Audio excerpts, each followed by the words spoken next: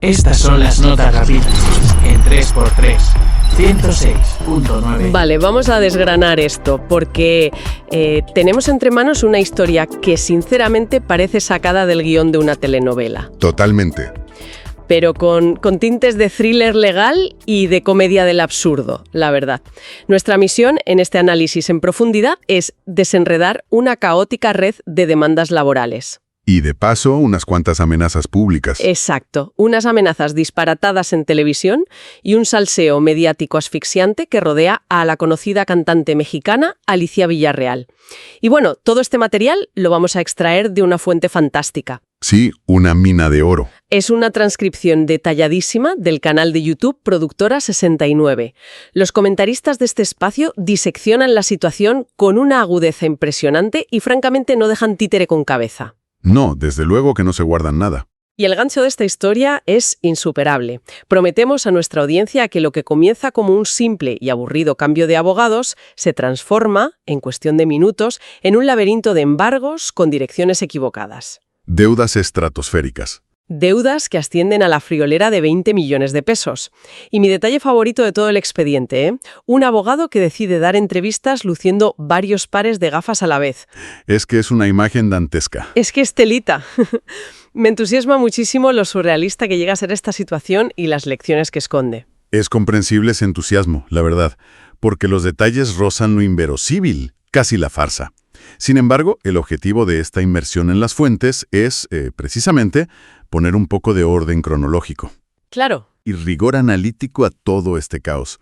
Hay que separar el ruido mediático, que es ensordecedor, de los hechos jurídicos reales que enfrentan los implicados. Y ojo, siempre reportando de forma imparcial lo que analizan en el video original, sin tomar partido sobre la culpabilidad de las partes. Por supuesto. Nos ceñimos a lo que exponen los comentaristas.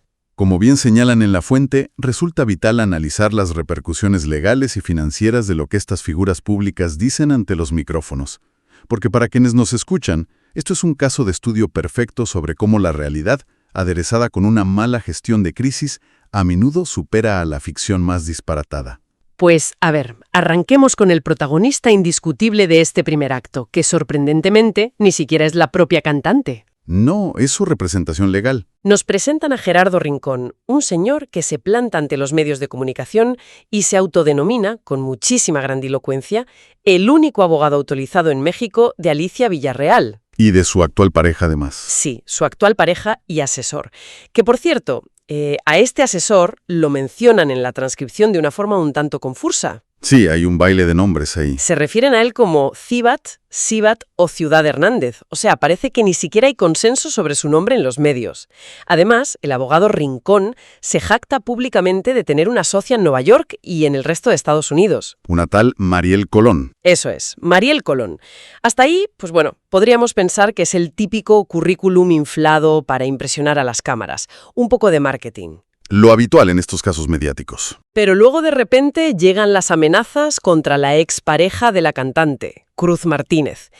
Y aquí la cosa se pone tensa. Y son unas declaraciones que marcan un punto de inflexión en el análisis que hace el canal de YouTube, porque el abogado afirma de manera categórica que tiene, y cito textualmente, elementos suficientes y pruebas documentales irrefutables. ¡Qué barbaridad! Asegura que va a presentar todo este arsenal ante la Fiscalía un viernes cualquiera y promete, sin ningún tipo de titubeo, que va a meter a Cruz Martínez en la cárcel por violencia familiar. ¡Madre mía! No habla de iniciar un proceso de investigación, ni de presentar una querella para ver qué decide un magistrado. Habla de una sentencia firme de cárcel como si fuera un hecho consumado que él mismo decreta en la calle. Pero a ver, detengámonos aquí un segundo. ¿No es una práctica relativamente habitual que un abogado penalista o un abogado tan mediático sea así de agresivo ante las cámaras simplemente para intimidar a la parte contraria?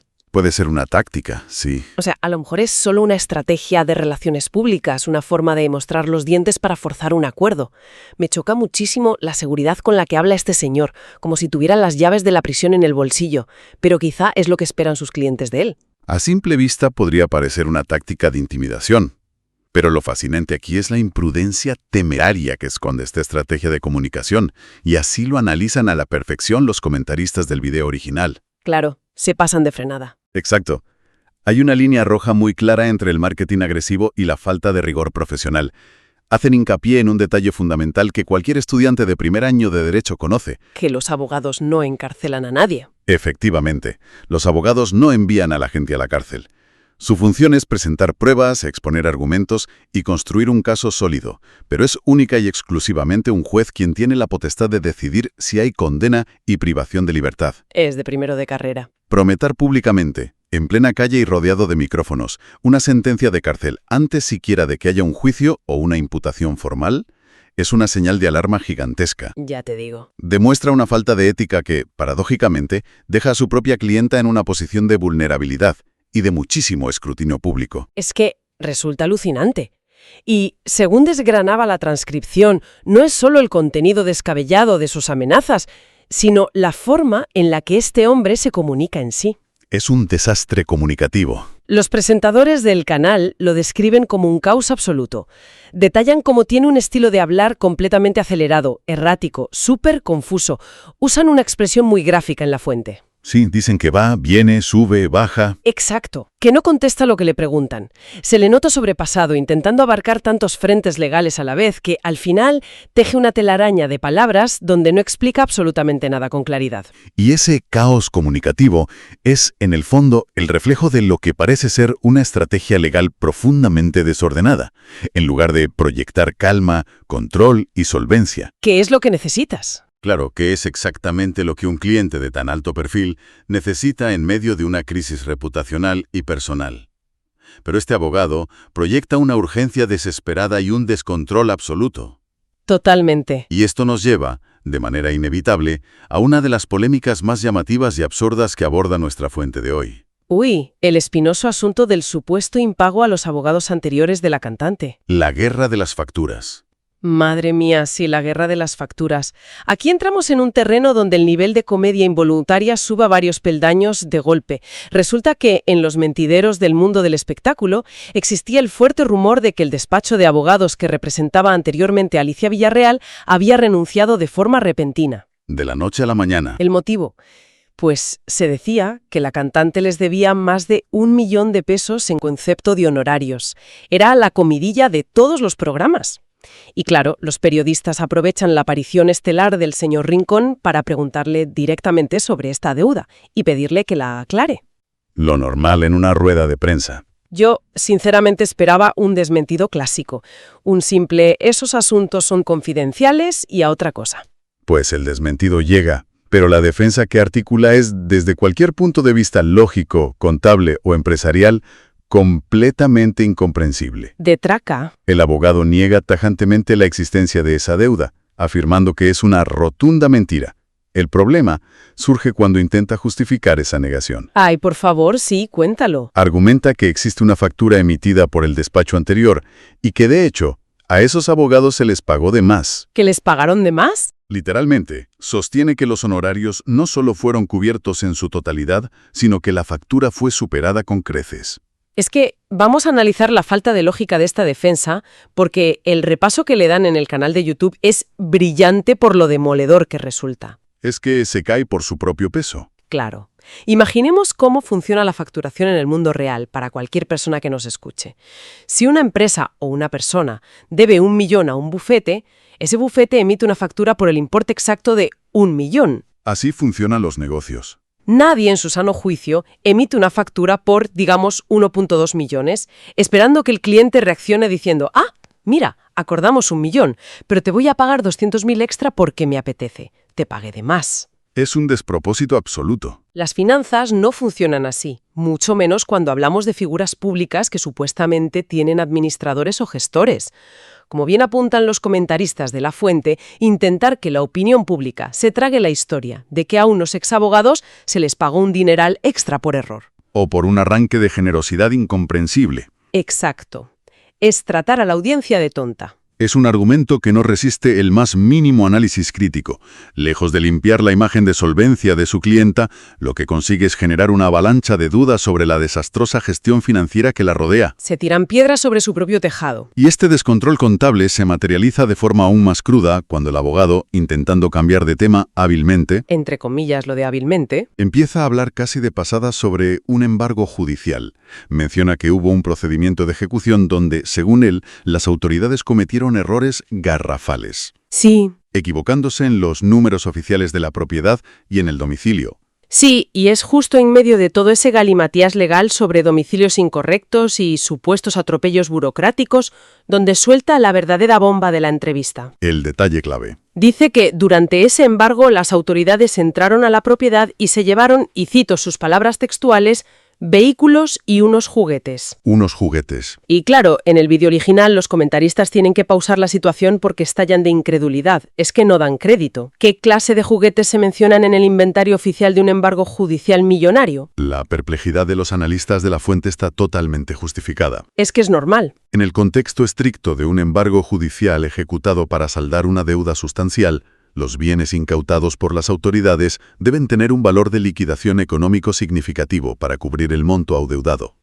Lógico. Mencionar juguetes en la misma categoría que la incautación de vehículos resulta profundamente chocante y fuera de lugar. Es que los presentadores del canal bromean intentando buscarle el sentido a esto. O sea, ¿qué son esos famosos juguetes para este abogado? ¿Estamos hablando de que los agentes judiciales se llevaron una colección de Barbies de edición limitada? O unos muñecos de acción. Unos cochecitos eléctricos de los niños que estaban tirados en el jardín.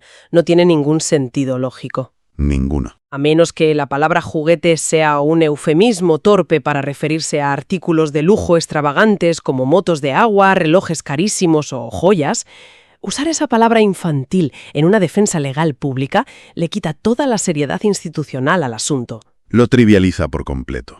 Parece que estemos relatando cómo vacían el cajón de un cuarto de juegos infantil en lugar de narrar una ejecución patrimonial ordenada por un juez. Sin embargo, ese detalle surrealista de los juguetes, por muy anecdótico o cómico que parezca en la superficie, actúa en realidad como la punta del iceberg de un problema legal muchísimo más grave y profundo. Aquí viene la madre del cordero. Aquí es donde los comentaristas de Productora 69 hacen un trabajo excelente poniendo orden en la línea temporal. Menos mal que alguien lo hace. Porque el abogado Rincón habla de este embargo como si fuera un atropello reciente. Sí, como si hubiera pasado ayer por la mañana. Un error burocrático de ayer mismo que él está a punto de solucionar con un par de recursos. Y la realidad, según destapa la investigación que comentan, es diametralmente opuesta. Lo desmienten por completo, vamos, desmontan toda esa narrativa de falsa urgencia. Entonces, a ver, vamos a iluminar a la audiencia. ¿De dónde sale realmente este embargo fantasma de los coches? ¿Qué es lo que verdaderamente se esconde bajo la alfombra en todo esto? Pues lo que se esconde es un litigio que lleva gestándose y empeorando durante una década entera. 10 años. 10 años. El embargo del que habla el abogado de manera tan ligera y confusa no ocurrió hace 2 semanas, ni siquiera el año pasado. Ocurrió hace exactamente 10 años. Tela. El origen real de esta pesadilla financiera es una demanda interpuesta por 2 antiguos trabajadores de Alicia Villarreal por despido injustificado. Una demanda laboral de manual. Y aquí la fuente toca un punto de análisis sociológico tremendamente interesante sobre el comportamiento de las celebridades frente a la ley. A ver, cuéntanos. Existe una tendencia crónica en ciertas figuras de alto perfil a ignorar sistemáticamente estas demandas laborales iniciales. A menudo viven en una burbuja de adulación donde llegan a creer que su fama, su talento o su estatus social los blindan frente a las consecuencias legales más mundanas. Se crean intocables. Piensan, utilizando la expresión coloquial mexicana que recogen en el canal, que les vale gorro. Que traducido para nuestra audiencia en España vendría a ser que pasan olímpicamente del tema. Exactamente, pasar olímpicamente. Se lo desentienden por completo. Se desentienden por completo. Tienen esa falsa sensación de invulnerabilidad, pensando, soy una estrella intocable, a mí el despido de un par de empleados anónimos no me va a hundir la carrera. Un error fatal. Pero claro, la justicia laboral, aunque a veces opere con una lentitud exasperante, suele ser implacable cuando los plazos se agotan. Y la sorpresa debió ser mayúscula cuando la cantante perdió el juicio de forma definitiva contra estos 2 trabajadores hace una década. Ya no había vuelta atrás. Como aparentemente se negó a acatar la sentencia y pagar las indemnizaciones, llegó el temido embargo. Ahí es donde entran en escena las grúas llevándose los famosos coches y esos misteriosos juguetes.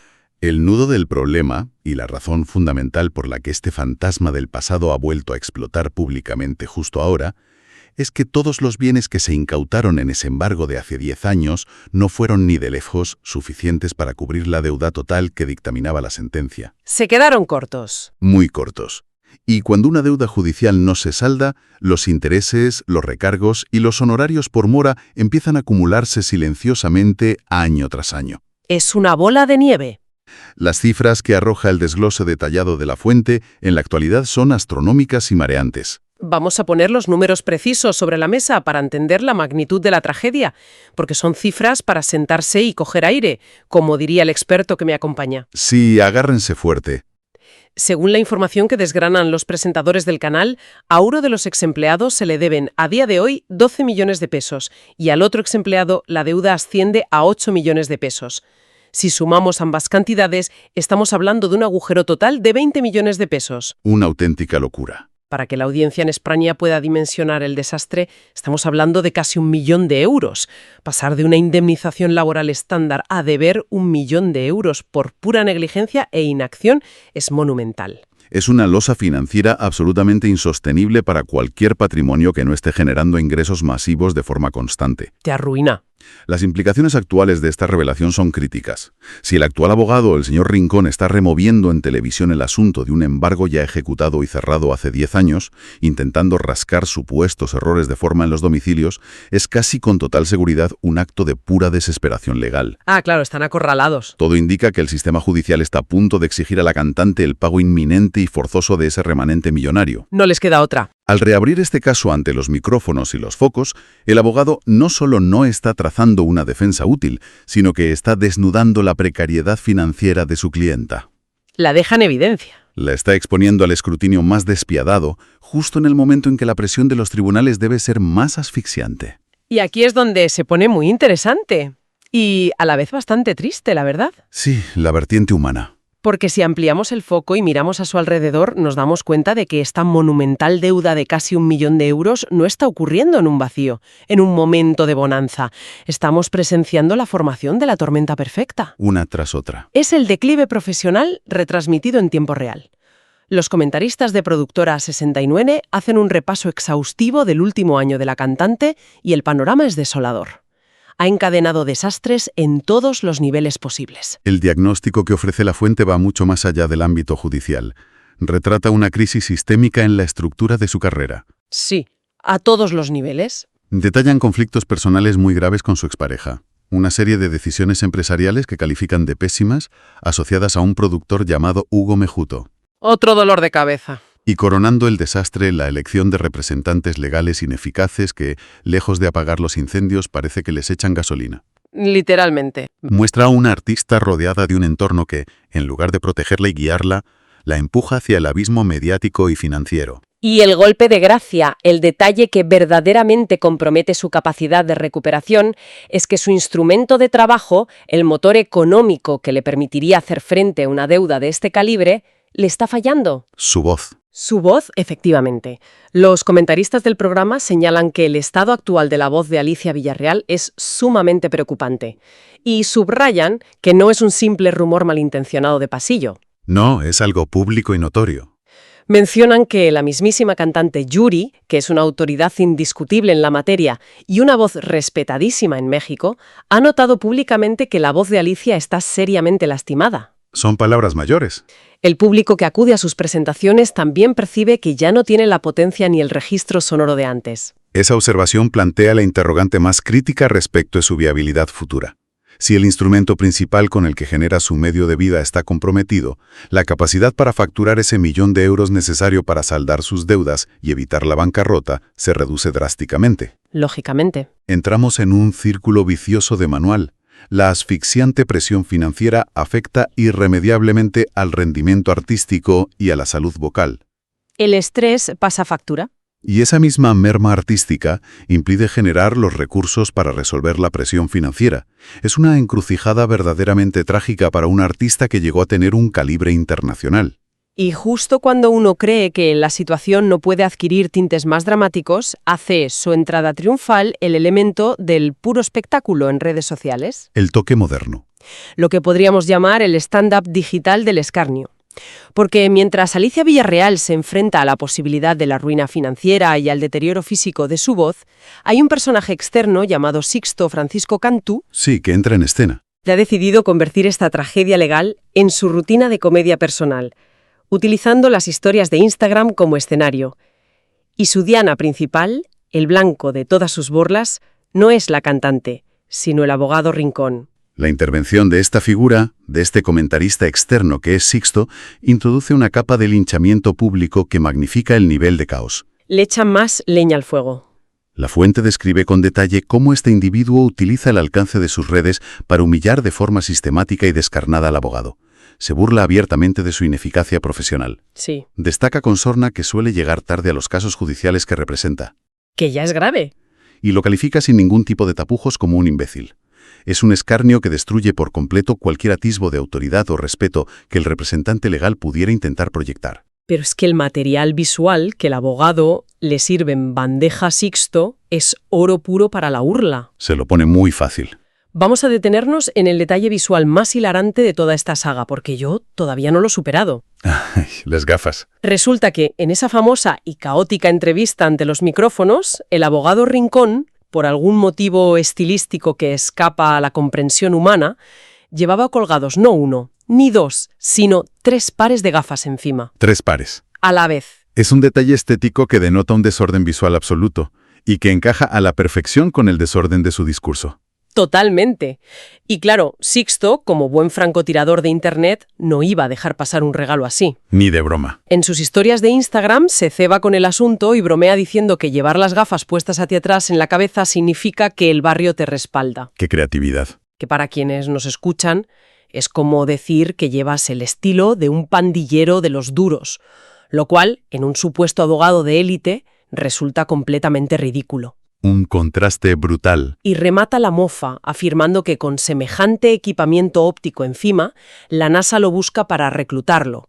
Es un nivel de creatividad para el insulto que te deja descolocado. Es una sátira implacable, casi cruel, que tritura cualquier intento del abogado de mantener una imagen de profesionalidad. Ya te llego. Y el análisis de la fuente relata cómo los ataques de Sixto no se limitan a la peculiar estética de las gafas.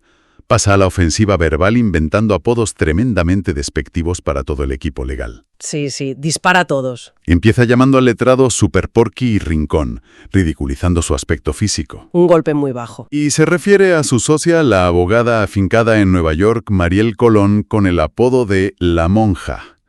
Es la ridiculización absoluta y deliberada de la defensa técnica. Y la estocada final, la humillación suprema que relatan los chicos de Productora 69 maravillados, es cuando Sixto da un paso más allá y se ofrece públicamente a prestarles dinero. Eso ya es el colmo. De manera profundamente sarcástica, les lanza un mensaje a través de sus redes diciendo que si necesitan efectivo para salir del paso, él se lo presta sin problema.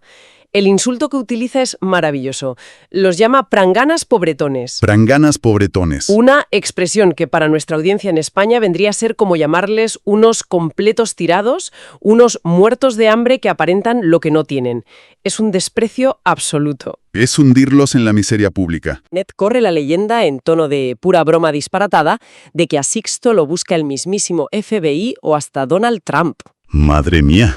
Es que el nivel de delirio en este ecosistema mediático supera cualquier ficción. Toda esta subtrama de las redes sociales nos demuestra una realidad muy cruda sobre las crisis legales de las figuras públicas en la actualidad. Es un circo. Se convierten de manera instantánea en entretenimiento de masas, en un circo digital donde el rigor jurídico es completamente devorado y sustituido por el escarnio, la sátira y los memes. Totalmente de acuerdo. Lo verdaderamente preocupante aquí no son los insultos pintorescos que lanza Sixto.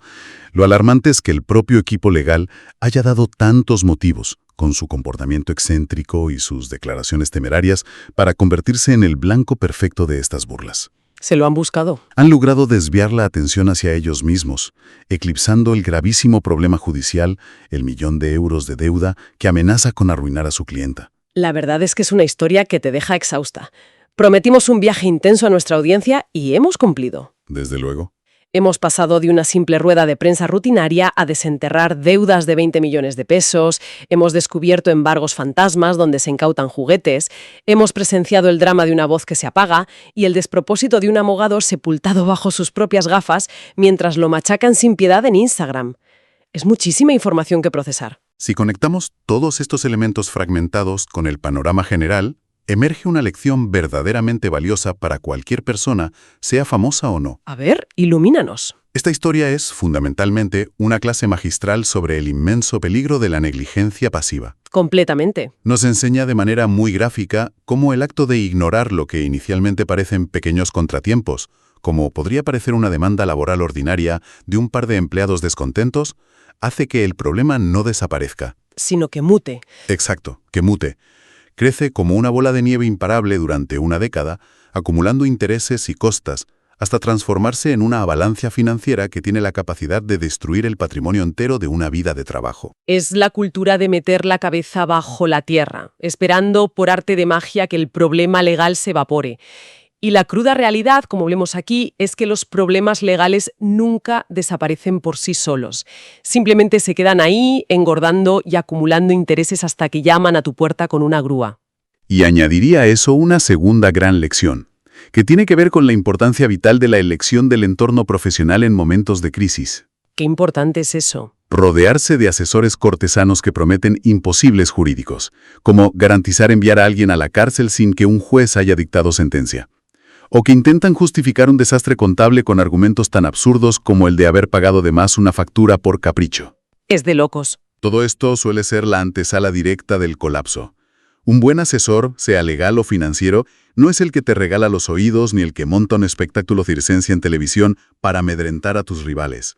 No. Es el que tiene el valor de decirte la verdad incómoda, de mostrarte la realidad de tus deudas y busca la solución de contención que sea menos dañina para tu futuro. Menuda reflexión para enmarcar. Me parece brillante.